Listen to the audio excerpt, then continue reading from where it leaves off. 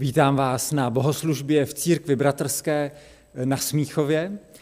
Vítám vás, kdo jste doma nebo kdekoliv na internetu připojeni.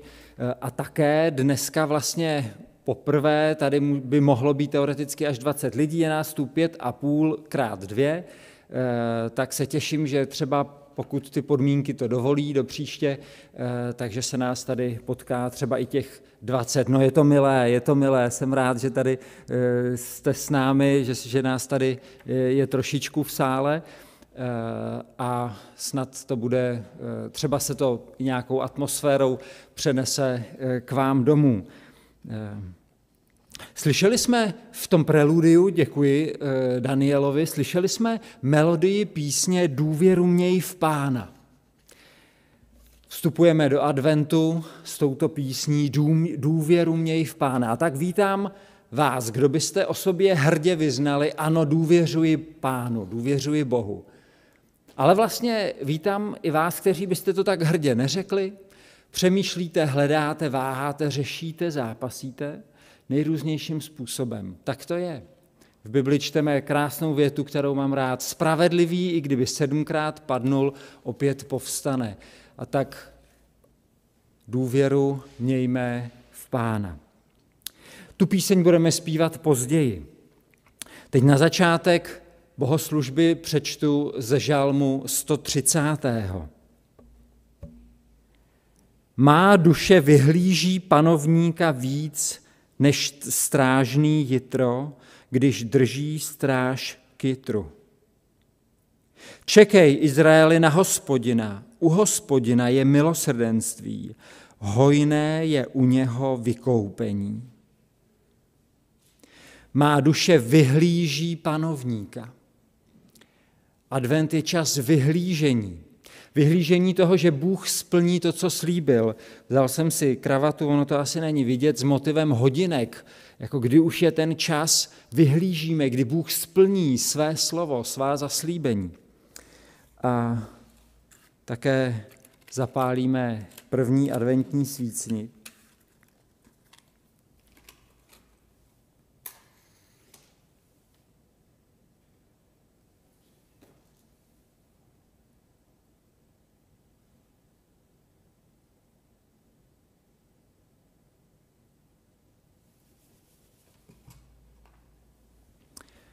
Chybí nám tady děti, které by to zapálily, jako obvykle. A budeme zpívat adventní píseň. V kancionálu je pod číslem 107. Přivítejme společně advent.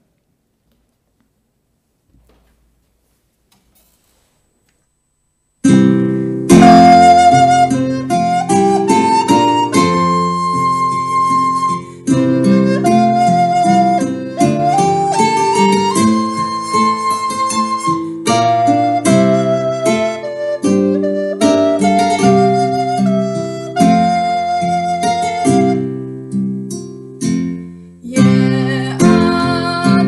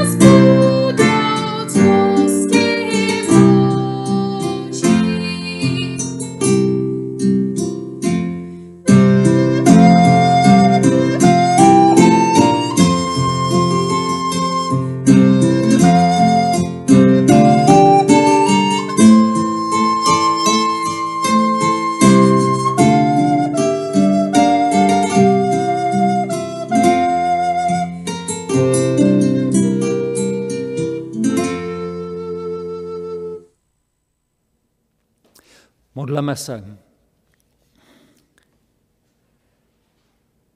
Pane Ježíši Kriste, děkujeme za to, že nebe na zem neseš. Tak to bylo v té písni.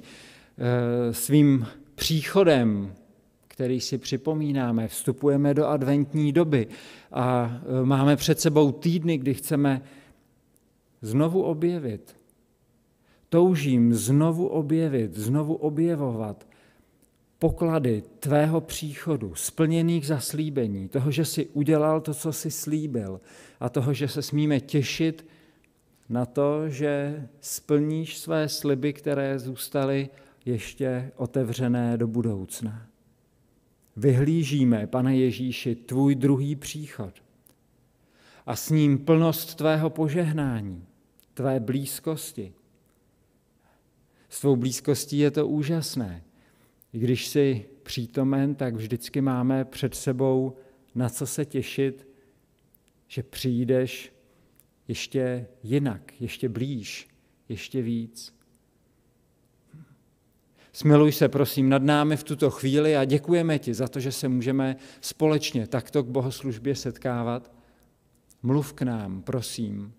Posiluj naši důvěru. Tvé slovo, ty sám vyvoláváš důvěru v nás.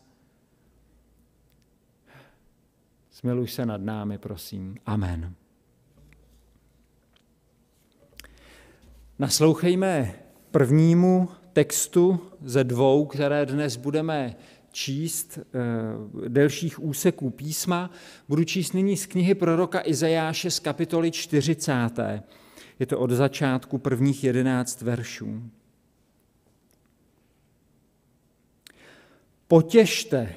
Potěšte můj lid, praví váš Bůh. Mluvte k srdci Jeruzaléma, provolejte k němu. Čas jeho služby se naplnil, odpykal si své provinění. Vždyť z Hospodinovy ruky přijalo dvojnásobně za všechny své hříchy. Hlas volajícího. Připravte na poušti cestu Hospodinu, vyrovnejte na pustině silnici pro našeho Boha. Každé údolí, ať je vyvýšeno, každá hora a pahorek sníženy. Pahorkatina, ať v rovinu se změní a horské hřbety v pláně. I zjeví se Hospodinova sláva a všechno tvorstvo společně spatří, že promluvila Hospodinova ústa. Hlas toho jenž praví, volej. I otázal se, co mám volat. Všechno tvorstvo je tráva a všechna jeho spolehlivost, jak polní kvítí. Tráva usychá, květ vadne, zavaneli na něj vítr Hospodinův. Věru lid je pouhá tráva, tráva usychá, květ vadne, ale slovo Boha našeho je stálé na věky. Vystup si nahoru vysokou, Sione, který neseš radostnou zvěst.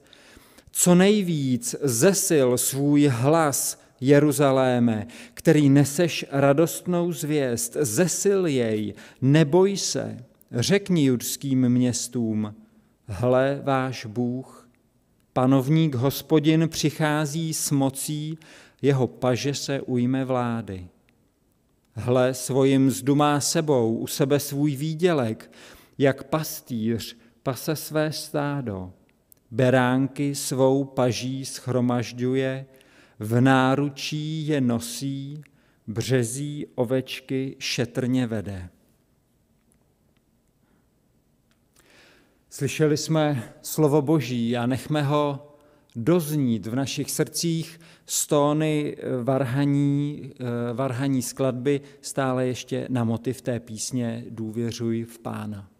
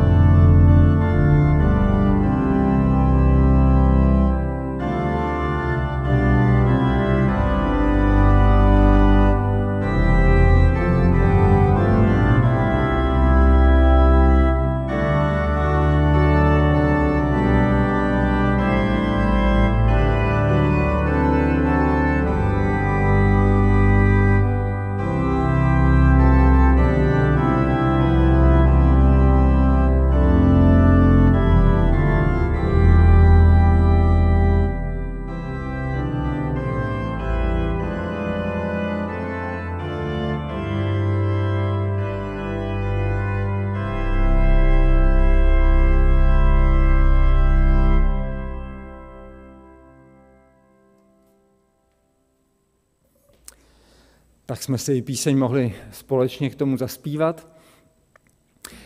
Za chvíli přijde slovíčko pro děti. Děkuji Duchkovým, že připravili další slovíčko z podzimní krajiny, z podzimní zahrady. Dřív, než na to slovíčko dojde také, aby měli děti čas přijít, tak ještě připomenu pár oznámení. Po bohoslužbě, to je tedy pozvání pro vás, kdo jste u internetu, tak je možné se připojit na kafe po bohoslužbě.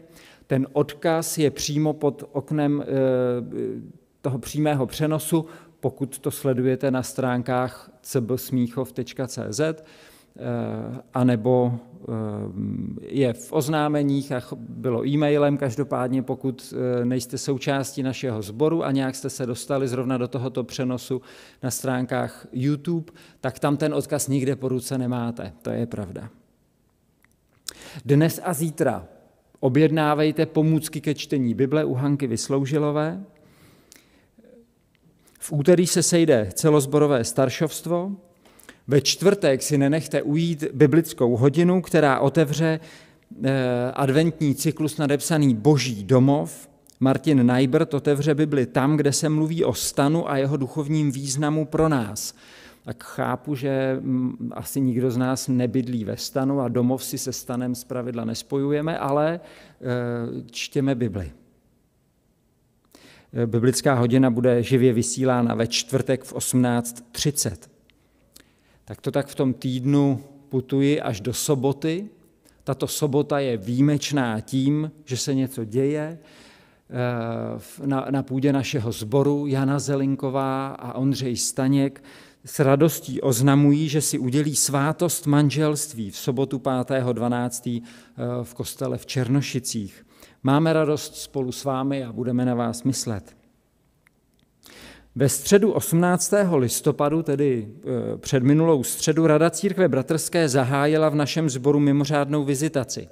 Od té doby proběhla 2 setkání vizitátorů se staršovstvem. Vizitační komise, kterou navrhla Rada Církve bratrské, má toto složení. David Novák je předsedou komise, Bronislav Matulík, Robert Hart, kteří takto v této trojici již byli našimi konzultanty od září, a přibyl k ním ještě Petr Raus. Takže takto ve čtveřici tvoří ten tým vizitační. Vizitátoři nyní chtějí mluvit s konkrétními lidmi, nejenom se staršovstvem, tak jako v uplynulých 2 týdnech, nakolik to jen ta epidemická opatření dovolují, buď si zatelefonovat, nebo po internetu, nebo jít společně na procházku. To jsou možnosti, v kterých může ta vizitace teď v příštích týdnech nějak probíhat. Vyhradili jsme si prosinec nebo do konce roku tak nějak ten čas, který máme na intenzivní rozhovory o budoucnosti našeho sboru. Tak a nyní již to je vše z oznámení, nyní slovíčko pro děti. Děkuji.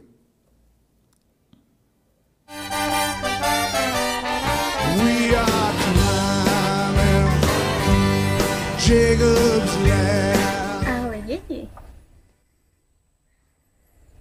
Co se vám dneska zdálo? Určitě něco hezké. Někteří lidé si své sny zapisují. Jeden máme dokonce i v Bibli. Je správcem Jákobem. Nemenuje se někdo z vás náhodou Jakub?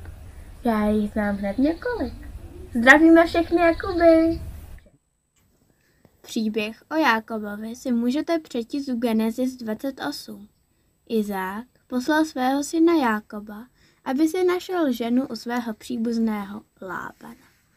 Byla to dlouhá a nebezpečná cesta, ale Lábanova dcera Ráchel byla moc krásná, takže to Jákobovi za tu trochu námahy stálo.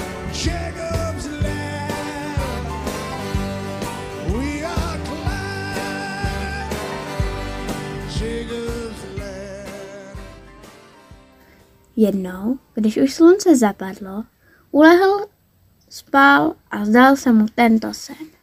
Hle, na zemi stojí žebřík, jehož vrchol dosahuje k nebesům a po něm vystupují a sestupují poslové boží. Nad ním stojí Hospodin a praví: Já jsem Hospodin, Bůh tvého otce. Abraháma a Bůh Izákův. Zemi, na níž ležíš, dám tobě a tvému potomstvu. Tvého potomstva bude jako prachu země. Rozmnožíš se na západ i na východ, na sever i na jih. V tobě a ve tvém potomku dojdou požehnání všechny čeledi země. Hle, já jsem s tebou, budu tě středit všude, kam půjdeš, a zase tě přivedu do této země. Nikdy tě neopustím, ale učiním, co jsem ti slíbil.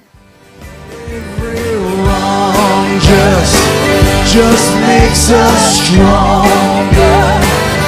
Every new wrong just makes us stronger.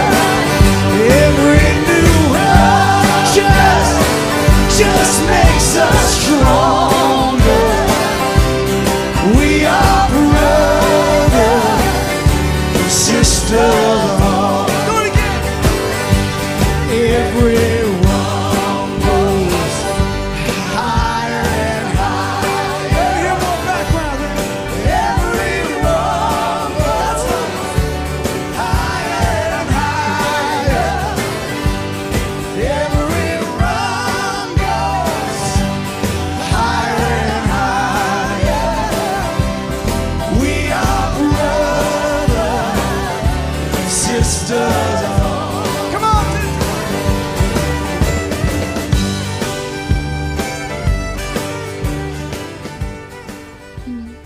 Chtěla bych mít taky takový sen, aby mě Bůh provázel a chránil všude, kam půjdu.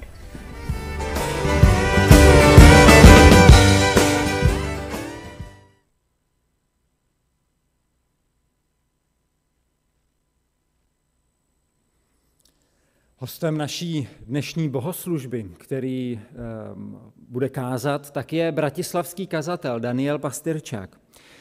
Jeho chci nyní uvést a vlastně vyzvat takto v tom internetovém prostředí. Uvidíme ho tak, jak své kázání nám předtočil v Bratislavě. A také budeme číst text z Evangelia podle Lukáše. A říkám to teď dopředu, protože tu přesnou kapitolu a verše tam potom nezazní. Ten text bude číst jedna sestra z bratislavského sboru, a tak pokud chcete si ho najít, tak je to Lukáš, kapitola 2, od verše 22.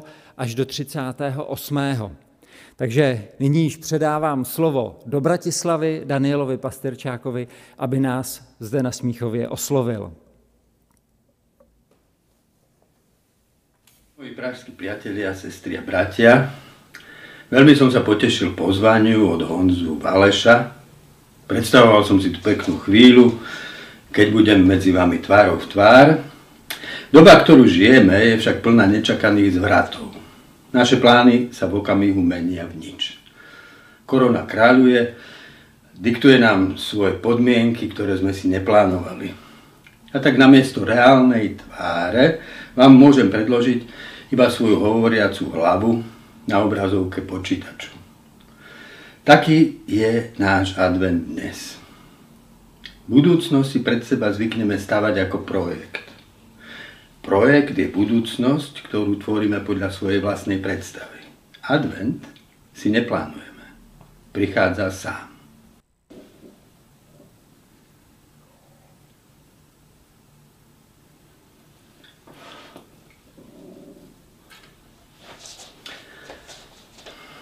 Zapálil som prvú sviecu adventu. V anglickom jazyku má advent príchuť dobrodružstva. Angličania totiž dobrodružstvo označujú slovom adventure. Dobrodružný človek je človek otvorený novým, riskantným podujatiam, do ktorých ho volá neznáma budúcnosť. Advent je tajomstvom Božej budúcnosti. Tá navzdory našim plánom vstupuje do našej prítomnosti, aby ju premenila. Prvá svieca adventu symbolizuje otvorenosť. Otvorenosť si dnes predložíme v obraze starca s dieťaťom v náručí. Staroba a otvorenosť nie je azda staroba typická skôr uzatvorenosťou? Stará myseľ je predsa zväčša obrátená do minulosti, k starým dobrým časom. T.S. Eliot starobu stavia do prekvapujúco odlišnej perspektívy. Ako starneme, svet je čoraz čudnejší, tvár sa komplikuje, mŕtvými i živými, napísal. Starí ľudia by mali byť objaviteľmi. Na tu a teraz nezáleží. A musíme byť stále a stále v pohybe k novému sústredeniu, na ďalšie spojenie, hĺbšiu jednotu. Cez temný chlad a prázdnu bezútešnosť. Hľa, vlna volá, vietor volá, nesmierne vody čajky a delfína. V mojom konci je môj počiatok. Môžu byť naozaj starí ľudia objaviteľmi? Ako stárneme, známy svet sa mení. Čo platilo včera, dnes už neplatí. Ocitli sme sa uprostred neznámeho sveta. Staroba nás tak privádza na miesto začiatku. Sily nám ubúdajú, postupne sa vraciame do prvotnej bezmocnosti detí. Bezmocní ako deti na svet prichádzame. Bezmocní ako deti zo sveta odchádzame. Príležitosť stať sa objaviteľmi môžeme však ľahko premárniť v zatrpknutej kritike všetkého nového. Z bezmocnosti staroby sa však môžeme znova rodiť ako deti, otvorené neznámemu, budúcemu. Otvoriť sa tajomstvu skutočnosti, čo nás presahuje. Čítanie z Evanjelia podľa Lukáša. Keď uplynuli dni ich očisťovania podľa Mojžišovho zákona, odniesli dieťa do Jeruzalema, aby ho predstavili Pánovi. Lebo Pánov zákon predpisuje, že každý mužský potomok, ktorý otvára život matky, má byť zasvetený Pánovi, aby obetovali pár hrdličiek alebo 2 holúbky, ako káže Pánov zákon. V Jeruzaleme vtedy žil človek menom Simeon. Bol to človek spravodlivý a zbožný. Očakával potechu Izraela a Duch Svätý bol s ním. Duch Svätý mu zjavil, že neumrie, kým neuvidí Pánovho pomazaného. Z vnuknutia ducha prišiel do chrámu. Keď rodičia prinášali dieťa Ježiša, aby splnili, čo predpisoval zákon, aj on si vzal dieťa do náručia a oslavoval Boha slovami. Teraz, Pane, prepustíš v pokoji svojho služobníka podľa svojho slova, lebo moje oči videli tvoju spásu, ktorú si pripravil pred tvárou všetkých národov, svetlo na zjavenie pre pohanov a slávu pre tvoj ľud Izrael. Jeho otec i matka boli prekvapení slovami, ktoré o ňom počuli. Simeon ich požehnal a jeho matke Márii povedal: Hľa, tento je určený mnohým v Izraeli na pád a povstanie i na znamenie, ktorému budú odporovať. A tvoju vlastnú dušu prenikne meč, aby vyšlo najavo zmýšľanie mnohých srdc. Vtedy žila i prorokyňa Anna, dcéra Fanuelova z Aserovho kmeňa. Mala už pokročilý vek. Keď sa vydala, žila s mužom 7 rokov, potom do 84 rokov žila ako vdova. Neodchádzala z chrámu. Vodne v noci slúžila Bohu pôstom a modlitbami. Práve v tej chvíli prišla aj ona. Chválila Boha a všetkým, čo očakávali vykúpenie Jeruzalema, rozprávala o tom dieťatku. Evanjelium nám predkladá scénu podivného stretnutia dieťatka Ježiša so starcom Simeonom. Kto bol Simeon? Lukáš o ňom napísal: bol to človek spravodlivý a zbožný, očakával potechu Izraela a Duch Svätý bol s ním. V čom spočívala Simeonova zbožnosť? Pestovala zda zbožnosť spomienok na zášlu slávu Izraela, na doby, keď Mojžišov zákon určoval celý chod spoločnosti? Nie. Nehľadel dozadu, hľadel dopredu. Nespomínal. Očakával. Meno Simeon znamená načúvajúci. Pozornosť toho starého muža bola sústredená. Načúval Božiemu duchu a v ňom hlasom toho, čo prichádza. Bol otvorený. Čo očakával? Očakával útechu. Útechu očakáva ten, kto pociťuje smútok. Simeonov smútok však nebol súkromný. Smútil smútkom Izraela. V srdci si niesol slova prorokov. Všetky končiny zeme uvidia spásu nášho Boha. Urobil som ťa svetlom pohanov, aby si slepým otvoril oči, aby väzni boli vyvedení zo žalára. Skutočnosť však predstavovala opak prorockých prísľúbení. Nie Jeruzalém, Rím bol centrom sveta, nie Izrael. Pohania boli svetlom Izraelu. Cisár Octavianus založil ríšu mieru, Pax Romanum. V tej ríši bol Izrael iba bezvýznamnou provinciou. Nie sme i dnes v podobnej situácii? Sekulárna ríša západného sveta rastie, tvorí spoločenstvo národov. Cirkev v tom procese nie je prostredníkom rozvoja. Je zahľadená do minulosti svojej slávy. Nekráča v ústrety budúcemu svetu. Bráni svet minulý. Jej prítomnosť v súčasných dejinách nemá podobu inšpirujúceho svetla. Zaujala pevné pozície v kultúrnych vojnách, ktoré západný svet rozdeľujú ako podivná kolektívna schizofrénia. Simeon je muž na konci. Na čo čaká? Očakáva pokoj. Pokoj, nádej na spásu sveta. Spásu? Potrebuje azda náš svet spásu? Náboženské slovo spása v bežnej reči znamená jednoducho záchranu. Či to nie je i dnes tak? Človek potrebuje byť zachránený z márnosti svojej bezvýznamnej existencie. Spoločnosť potrebuje byť zachránená z egoistických štruktúr sociálnej nespravodlivosti. Príroda potrebuje byť zachránená od nenásytného človeka. Simeon je otvorený Božej budúcnosti. Vie, že Boh nie je iba archivárom starých vecí. Boh je Bohom pokračujúceho stvorenia. Boh je novissimus, napísal majster Eckhart. Boh je vždy to najnovšie. Boh je totiž vždy na počiatku. Simeonovo srdce je otvorené, lebo sa neuzatvorilo pred utrpením sveta. V modlitbe sa otvára duchu. Duch prichádza na pomoc našej slabosti, napísal Pavol. Veď nevieme ani to, za čo sa máme modliť. Ale sám duch sa prihovára v nás nevysloviteľnými vzdychmi. Všade okolo nás znie hudba bolesti. Bolesť osamelého človeka, ktorý nenachádza zmysel v absurdite bytia. Bolesť zo skorumpovanej spoločnosti. Bolesť zneužitej prírody. Vzdychy tej skrytej bolesti duch vklada do nášho srdca a otvára ho solidarite smútenia. Iba srdce zasiahnuté vzdychmi sveta môže byť otvorené a čakať advent útechy. Všetci sme dnes zasiahnutí traumou z korony.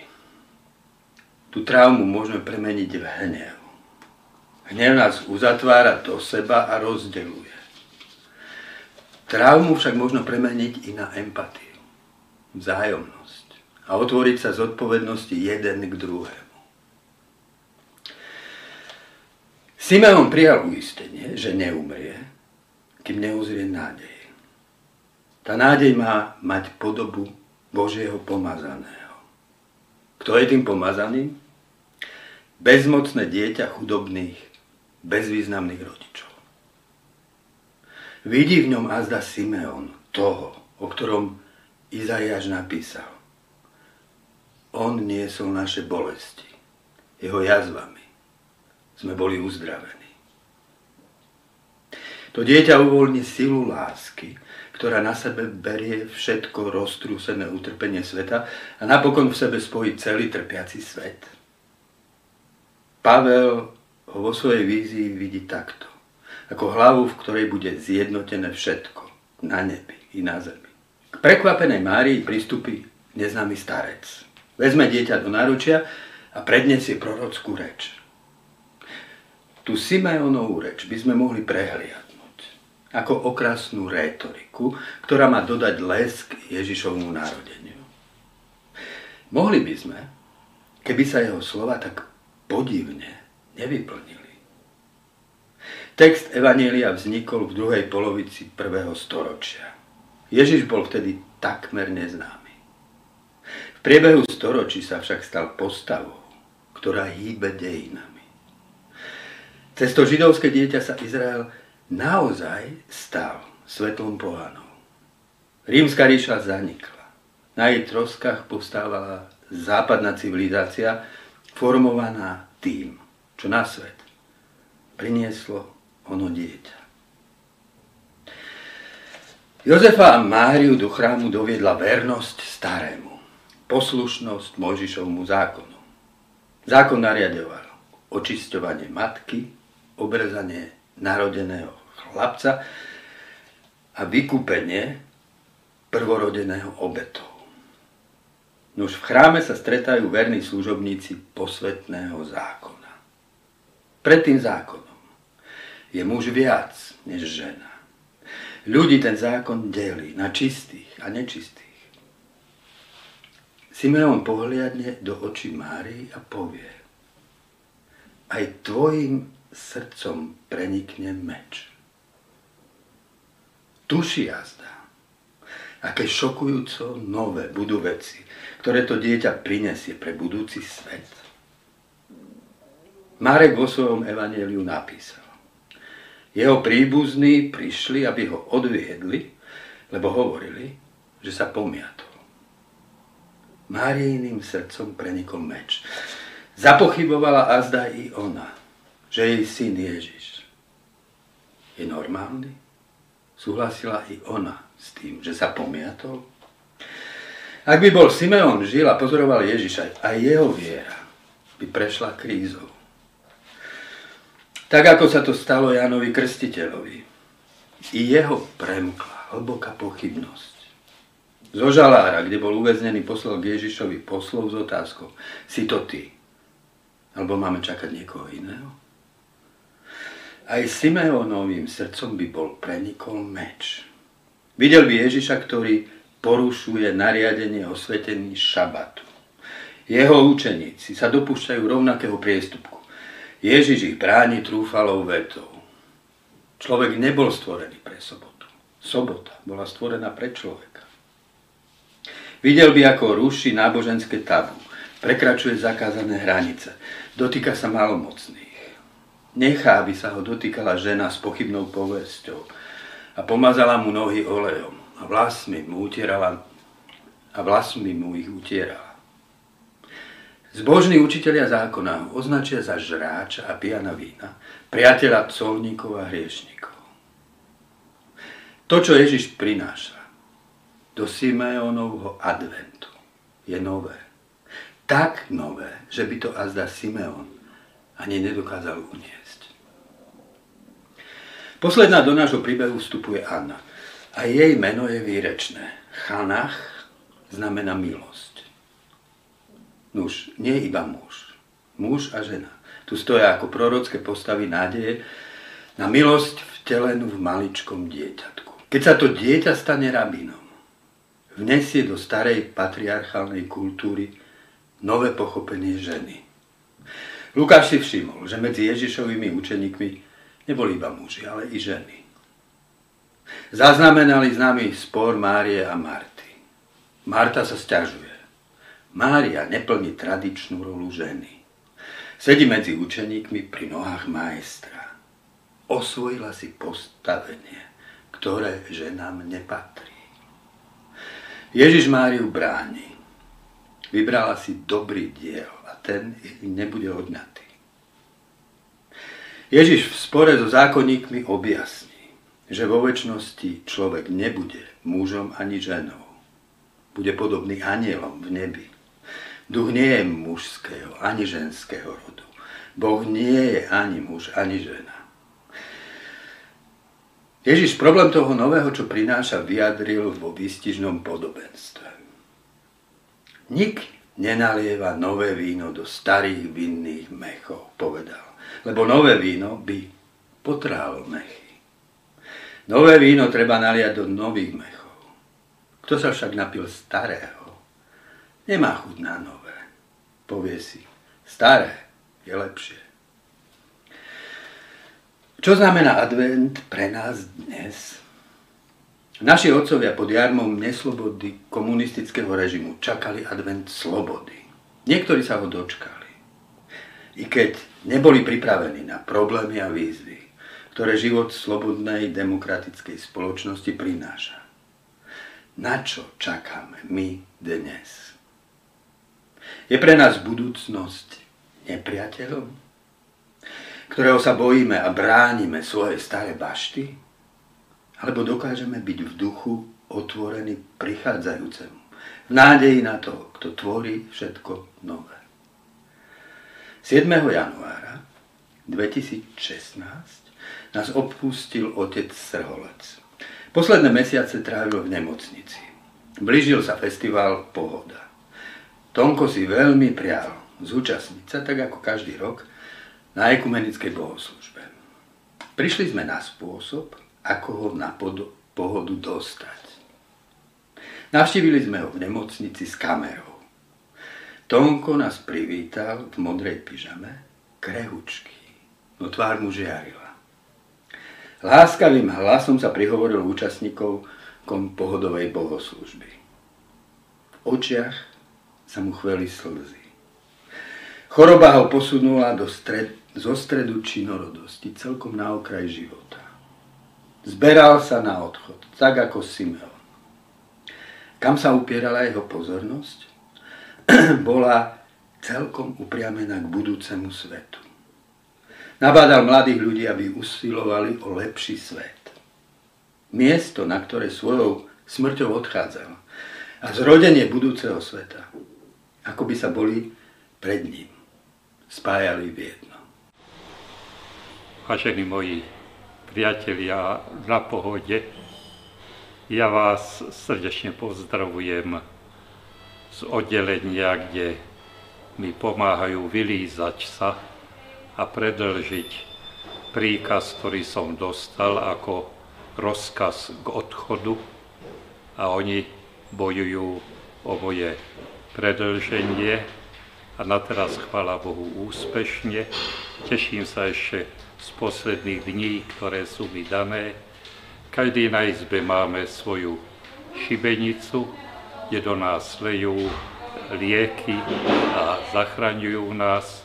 A som v prostredí, kde mám čas na to, aby som spomínal a prehrňal tie šperky, ktoré som v živote nazberal do toho tej krehkej nádoby, ktoré nesiem ten svoj ľudský príbeh, ktorú už začínam po gramoch vracať a vrátim do posledného gramu veľmi skoro, ale šťastný a slobodný a človek naplneným životom. Ako šperky si nesiem vás, ktorí preberáte dedičstvo, ktoré vám zanecháme, istý blahobyt, v ktorom žijeme, život, v ktorom sa dalo ešte tancovať na Pohode, kde mi hrozne ľúto, že som nebol s vami, a naučili sme sa to, čo nás ťažko učili od malučka. Poďakovala si sa. Áno, my ďakujeme za život, ktorý máme. Ja ale z tej druhej strany už ho pozerám ako život ohrozený katastrofou ekologickou, ktorá visí nad nami ako grécky dlh, a my ho budeme musieť splácať, a my už snáď sa ľahko rozprávame. Ale vy, ktorí to máte a vy idete tanečným krokom do toho veľkého zápasu o to, aby sme žili spoločne, prežili v tom veľkom dome, o ktorom rozpráva pápež v poslednej encyklike náš spoločný dom, náš spoločný stan, naše milované Slovensko, také, aké je. A máme ho radi a budeme pracovať preto, aby sa pomery, v ktorých žijeme, svet, v ktorom žijeme, aby sa dal žiť. Ďakujem vám, odnášam si vás ako šperky, vzácne a drahé, na ktoré ležím na posteli a duchom som s vami na pohode. Ďakujem.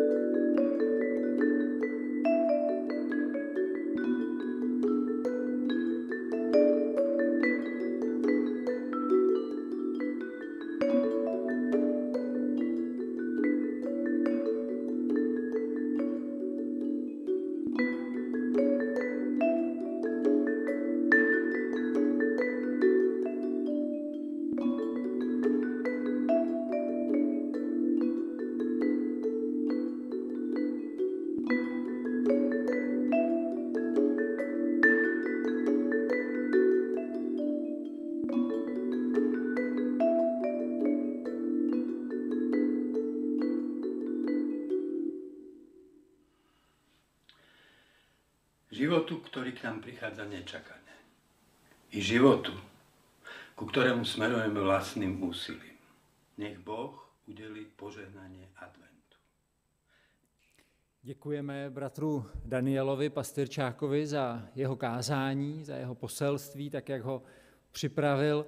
Jsme mohli trochu nahlédnout do toho společenství bratislavského sboru, který si říká kaplnka, kaplička. Dřív než se budeme modlit, můžeme zpívat spolu s Věrkou Matulíkovou píseň právě o Simeonovi a Aně. Tak zpívejme společně píseň, pak se budeme modlit.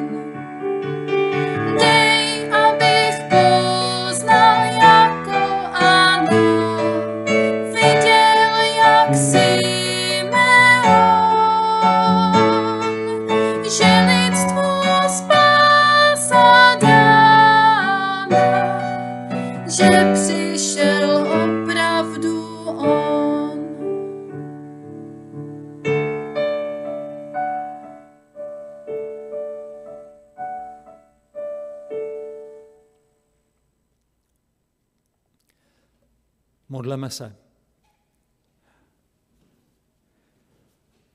Pane Ježíši Kriste, tak jako Simeon stojíme tváří v tvář tvé novosti, svěžesti, tomu, že to, co ty děláš, tak je vždycky první, vždycky nové. To, co jsme s tebou zakusili tak či onak ve svých životech, to, co jsme pozorovali u někoho druhého, o čem jsme četli, to je krásné a dobré a je to součástí naší minulosti. A ale přímo dáme přednost tomu jistému v minulosti, co známe, před tím, abychom se otevřeli tobě nově. I do našeho srdce vstoupí meč. Budeme stát na cestě s tebou tváří v tvář něčemu, co je pro nás těžko přijatelné, proti čemu se vnitřně vzpouzíme a bouříme. Ty znáš naši hříšnost, znáš nás dokonale, nejsi překvapen, když se cukáme, když se bráníme. Přece potřebujeme dospět k tomu, abychom byli povolní a tobě otevření. Smiluj se, prosím, nad námi. Modlíme se za sebe, myslím, za celé naše společenství, za nás, kteří teď jsme společně u toho, nasloucháme tvému slovu. Modlíme se také za ostatní lidi kolem nás, kteří zvlášť v té době adventní mohou stát před výzvou, se před tebou pokořit, otevřít se ti. A tak prosím, kéž naše i jejich srdce jsou otevřená tobě, aby ty jsi mohl přijít nově do našich životů. Amen. Modleme se společně modlitbu Páně, která nás v tyto týdny spojuje. Otče náš, jenž jsi v nebesích, posvěť se jméno tvé, přijď království tvé, buď vůle tvá, jako v nebi, tak i na zemi. Chléb náš vezdejší dej nám dnes a odpusť nám naše viny, jako i my odpouštíme našim viníkům. A neuveď nás do pokušení, ale zbav nás od zlého, neboť tvé je království, i moc, i sláva na věky.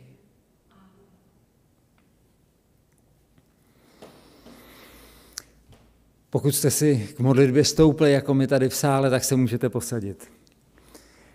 Jsme docela v závěru.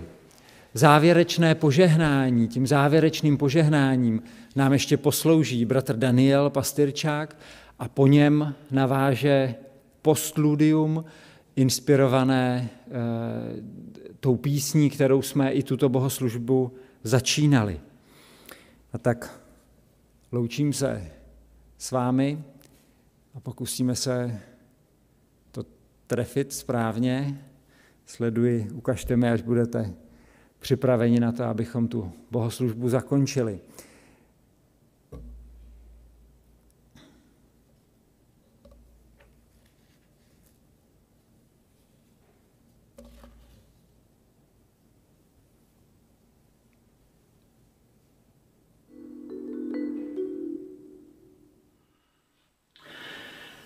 Životu, ktorý k nám prichádza nečakane.